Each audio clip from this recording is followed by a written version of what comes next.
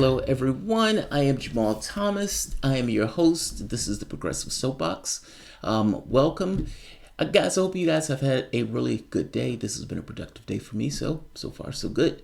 I'm going to have to take some time in order to get some administrative stuff done for the channel, but nevertheless, I wanted to get this story in and maybe one other. Aaron Matei has claimed another victim. And in this case, I'm actually glad he claimed his victim because he earned it. Now, I often tell people, mind their business when Buzzsaw is at work. Bow your head, walking a particular direction, leave Buzzsaw to his devices. And oftentimes, nobody listens to me on that leave Buzzsaw to his devices. And Buzzsaw has eaten people alive. Mehdi Hassan being the last one that I'm aware of. I'm pretty sure there are other bodies somewhere. In this case, this wasn't somebody who actually intervened with Matei. This is the other way around. This person said something utterly absurd attacking somebody, and Matei gets involved and returns the favor, correcting him vigorously, and Aaron Matei is absolutely and completely correct. A Vox reporter, Aaron Rupar, watches a video and posts a video with Chris Hedges speaking with Matt Taibbi. Matt Taibbi has written a book, and they're talking about media's compliance to power. He looks at this, and he comes away, and he says this. Taibbi's conspiracy theory is that editors are deep state agents telling reporters how to write stories on behalf of nefarious powers that be. He has to know better than this. He does know better than that because that's not what he said. On Contact with Chris Hedges, anybody can watch it for themselves. I'm going to play a small section of this, but that is literally not what he said. In fact, what Taibbi says here is so right that I suppose that Rupar had to make a straw man in order to even pick a contention with it. What Taibbi's point is basic, and it's somewhat the Noam Chomsky argument. That as opposed to media being a check on power, media ends up being obsequious to whatever the power structure is. So, in a capitalistic system, we revere millionaires, billionaires, despite the negative impact that they have on the society. We don't necessarily pay all that much attention to poverty. These are not things that are important, even though you have a quarter of the country in poverty. This is somewhat of an amazing thing, the number of homeless, despite this being one of the wealthiest countries on the planet. You get into the political arena, and there's bounds of debate that people are willing to have, but beyond those bounds, think of it from the standpoint of the way war is treated.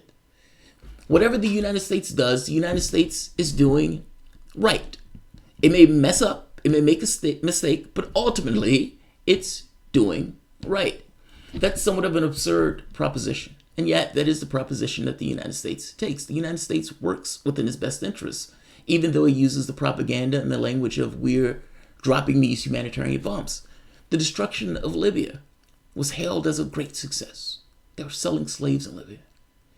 Anything that took place in Syria, meaning Obama using the authorization of military force in ways that weren't supposed to be used, that were outright illegal. No pushback from the standpoint of media on this. They didn't necessarily care. There was a bipartisan consensus on issues of war, not to mention they loved Obama. Think for the moment, Ed Schultz during the Bush War. Chris Hedges, the person who Rupar is, as they talk about here, the conversation that they're having, was fired from the New York Times because he was covering the war in a way that was beyond the bounds of debate. Meaning Chris Hedges was saying this is nonsense. He had been in the Middle East for God knows how long. He came back and said this is nonsense. That clashed with the New York Times, who tried to gag him on this point. Ed Schultz, or not just Phil Donahue, fired. Popular show went against the narrative. Go to just issues in MSNBC, the power structure in MSNBC, this democratic established order, not liking Ed Schultz talking about Bernie Sanders. Rachel Maddow howling at the height of her lungs. It's not so much that people need to tell Rachel Maddow, hey, we need you to howl at the height of your lungs about Russia. It's that she already knows what her job is. This is kind of their point. These guys have internalized these kind of power structures. Sometimes there's self-restraint, and other times they've taken on this point of view of, you can say, an American point of view. And sometimes that American point of view is not necessarily the point of view, if that makes sense. It's a biased point of view. It's a biased point of view just by definition. Take, for example, the Venezuela thing. This gets to some degree absurd, right? Do we honestly believe that John Bolton, Mike Pompeo, Abramson, and Donald Trump have the best interests for the Venezuelan people? And yet, the media comes out with this notion, with a bipartisan consensus, that this changeover is somehow in the best interest of the Venezuelan people, and that these creatures, one a convicted felon, the other one a war criminal, that these people have the best interest of the Venezuelan people. And they told this line. It's utterly nonsense. Nobody believes that, and yet, because of the bias the media has, they've contorted themselves into this utterly absurd, ridiculous proposition. Yeah, media is obsequious to power structures. Media is obsequious to power structures. Let's stop pretending that the political space is somehow completely different from the media space. Not to mention, we've gotten to the point on issues of war where we just have stenographers. If you look at the way ABC News talks about deployments, the other country is always at fault. The United States is always doing something to counter something the other country did. The United States is the one that pulled out of the Iranian deal. The United States is the one that's been belligerent towards these various countries around the globe, including our own allies. But on issues of war and peace, they toe the line. The Tillerson memo made it very clear that the United States acts in our interests. We use issues of human rights in order to attack our our enemies. We support dictators, Saudi Arabia, Qatar, UAE. We have no issue with dictators. We were putting dictators all throughout the Middle East and South America. It was in our interest to do so. Democracies are messy. Democracies may come to an answer that you don't particularly like. So yeah, dictators are a little bit easier to deal with from the perspective of the United States, but that is not the narrative that is put forth. This notion that the United States is out there fighting for democracies. This is the conversation that these guys had. And yeah, let you listen to the conversation. And I'm going to let you hear again what he said in describing this conversation, and see if you agree with me that there is no, either Rupar is disingenuous or he is incompetent. Either one of those is problematic. There were parameters that you could not cross, which Chomsky and Herman, I think, correctly point out. You write in the book that the debate, we're talking about the national acceptable debate, is choreographed. The range of argument has been artificially narrowed long before you get to hear it. Speak about how that worked.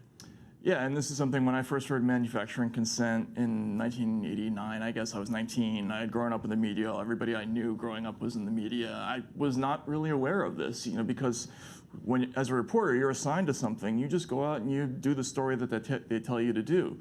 You don't realize that there's a whole series of decisions that have been made long before you get to the point of assignment that have an impact on sort of the propaganda model, right? And so, just to take an example that Chomsky and Herman focused on, Vietnam, right? Reporters were allowed to examine the idea that perhaps the war wasn't winnable, right? And they were later, though. Later, not at the beginning. Not at the beginning, right? But the extreme end of the spectrum, by the end, was perhaps we can't win this war. But also, as Chomsky points out, we meant well. Right, we meant well. We meant well. That's an unquestioned assumption. Right. Yes, and that goes into almost any kind of reporting we do about our behaviors abroad. And so, things like the fact that millions of civilians were killed in Indochina, that we were wantonly bombing countries illegally, that this was completely left out of reporting. And if it understand what their point here. And we have a thunderstorm going, so if I cut out, I apologize. These things should be big scandals. If you had an aggressive adversarial media that was out there trying to keep check on power, the notion that we were breaking international law, and to some degree even breaking our own laws, should have mattered. But it didn't matter. It didn't matter. Let's hear him out. And by the way, I say the same thing with current times. This notion, the authorization of military force, even the Syria thing, when they say Donald Trump lies through his teeth as easily as he does breathing, and yet on issues of foreign policy they completely believe him. A bomb goes off, a chemical weapon strike, supposedly. Immediately, we need to attack. There's been no investigation. They blame Syria. It doesn't matter that it doesn't really make sense for Bashar al-Assad to do this. He's a bad guy. And that was essentially what the media ran with, and even browbeat anybody that disagreed with their assessment. Yeah, media is obsequious to power. What they were doing with the Vietnam War hasn't changed. Do you remember them really making a big deal out of the Yemen War during the Obama administration?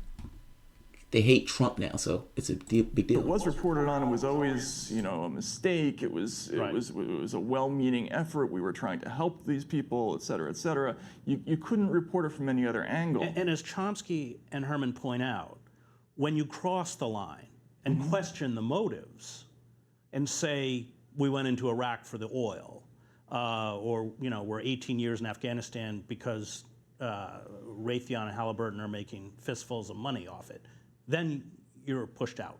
Right, and you know this better than I do, but I've been pushed out. Yeah. Look, they make it a very basic point here. There are certain incentives that these organizations allow, and certain stories get pushed up, and others not so much. It doesn't have to be somebody whispering in your ear. In fact, the fact that they hired you in and of itself meant that they understood what you were going to write in the first place. And by the way, all of media organizations to some degree have this bias because they're just human beings. It's how disingenuous is the bias that becomes somewhat of an issue. And if that bias is so persistent that it doesn't necessarily include points of view that need to be expressed because they go beyond the realm of debate.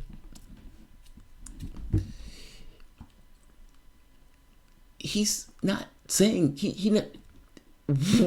just to go back to what Rupar said, Rupar characterized that, what you just heard as, Taibbi's conspiracy theory is that editors are deep state agents telling reporters how to write stories on behalf of nefarious powers that be. He has no better than this. He never said that. He never said that. You can watch the entirety of the video. I'm putting it below. He never said that. Just to kind of make a point, look at this. One of the, this is Seymour Hersh. Seymour Hersh is an amazing reporter. Listen to what he says about censorship. I left, and as I wrote, I said, I realized that this profession that I was smitten. I loved the pace and the energy and the freedom and the sense that you were on your own and you could do things. Also, I realized how much self-censorship there was in it and that I was part of it. Yeah, and we all were. We all have those stories. I mean, you have various incidents in the book. As you write towards the end of the book, there were even things you knew about the My Lai massacre, as you said, I can't write about and can't even speak about. What happened with the massacre is, I have this great notion that you have to read before you write, right? And so I was a reader, and I come out of the Army, and I work on a little newspaper. So I don't want to go too far into that, but I just want to kind of make this point. Seymour Hersh, in looking back over his career, makes the point that there were stories that I had that I understood that it was a no-go. And that it gets to the point where nobody has to whisper in your ear to tell you not to do a story. You yourself censor yourself. Now, you have other situations where people may be politically oriented, meaning somewhere like MSNBC or somewhere like Fox, where the person is hired because of their political tendencies and they write stories and they recount stories based on political ideology. In that case, you hired somebody because you knew exactly what that person was going to say. CNN is not that much different. Media is obsequious to power. And here's one of the people below posted this. Time in 2000. Listen to this.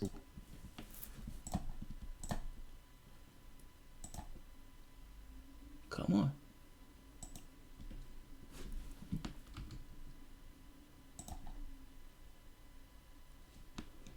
Okay. Essentially, this gentleman at the Council of Foreign Relations was talking about former editor at the Time magazine, Richard Stengel, was talking about using propaganda on American citizens, saying how this is somewhat of a necessary tool of governments. I don't know how this is argued. Are you really telling me that media is not an organ of power to some degree? Who owns the media organizations? Do those media organizations have vested interests that go beyond just giving truth? Aaron Maté gets involved. Aaron Maté, basically, where does he say that? His argument is the opposite. His argument, citing manufacturing consent, is that reporters and editors internalize the biases and presumptions of the establishment consensus on key stories. So no one needs to tell them what to do. You should read that book. Straightforward, directly to the point. And it is exactly what he said. Rupar presents the video again. As if the first time he presented the video, something else was magically in the video. Aaron Maté, nice try. Where specifically in the interview does Taibbi espouse the view that you ascribe to him? Please cite the actual claim that Taibbi makes. Agreed. I want to hear that actual claim too. Yeah. And he posts his tweets. Crickets. He walks. He walks. And of course, at this point, he's derided. Justifiably so. Walter Bragman, too busy watching Fox, looking for his next big scoop. Keep in mind, this is a guy who worked for the Fox. He works for Fox. His feelings were hurt. The problem here is that your feelings are hurt, and you can articulate a really good response as to why he's wrong. Then there's no issue here. But this is lunacy. Is he being disingenuous? Or is he incompetent? Or is it a little bit of both? Working for Fox. Shout out to Aaron Maté for eating him alive on this, because he absolutely earned it. So, let's see. I saw Donald Smead, David Kapoor. Thank you both. All right. I'm going to end this. I'm not going to keep this one long.